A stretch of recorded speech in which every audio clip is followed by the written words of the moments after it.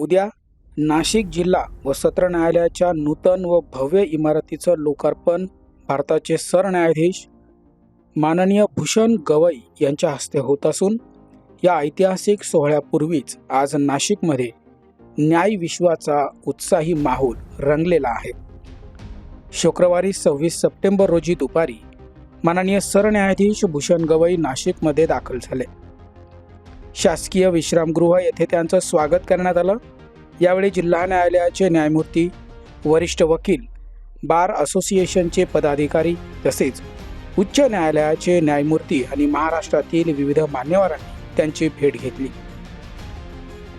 नाशिक जिल्हा वकील संघाचे अध्यक्ष ॲडव्होकेट नितीन ठाकरे यांनी पत्रकार परिषदेत सांगितलं की 27 सप्टेंबर रोजी होणारा हा सोहळा न्याय प्रक्रियेला नवसंजीवनी देणारा ठरेल।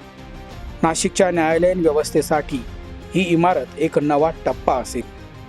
या नूतन इमारतीत अत्याधुनिक न्यायालयीन कक्ष, व्हिडिओ कॉन्फरन्सिंग, डिजिटल दस्तऐवज व्यवस्थापन प्रणाली तसेच दिव्यांगांसाठी स्वतंत्र सुविधा उपलब्ध आहे।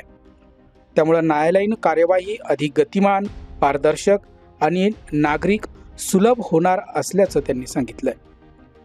उद्घाटन सोहळ्यास महाराष्ट्राचे मुख्यमंत्री देवेंद्र फडणवीस, उपमुख्यमंत्री एकनाथ शिंदे व अजित पवार, मुंबई उच्च न्यायालयाचे मुख्य न्यायमूर्ती चंद्रशेखर तसेच भारताचे अतिरिक्त सॉलिसिटर जनरल अनिल सिंग यांच्यासह मान्यवर उपस्थित राहणार आहेत। दरम्यान जिल्हा प्रशासनानं कार्यक्रमासाठी व्यापक तयारी केली असून संपूर्ण परिसर सज्ज आहे।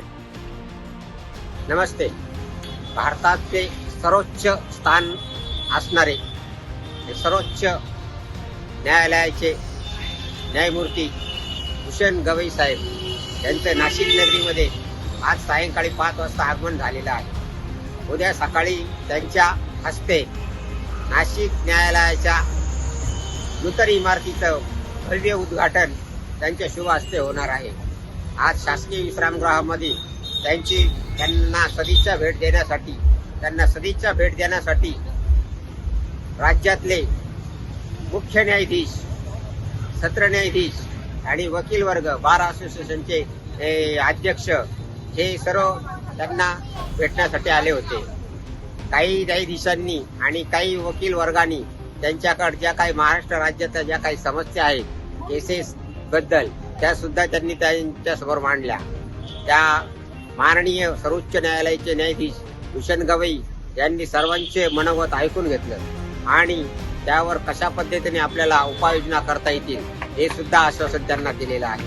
आज नाशिक नगरीमध्ये भारताचे भूषण म्हणून समजले जाणारे सर्वोच्च न्यायाधीश भूषण गवई नाशिक नगरीत आल्यामुळे सर्व वकील वर्गात, सर्व न्यायाधीश वर्गात आणि न्याय संस्थेमध्ये आनंद आणि उत्साहाचे वातावरण पसरलेले आहे आणि आहे।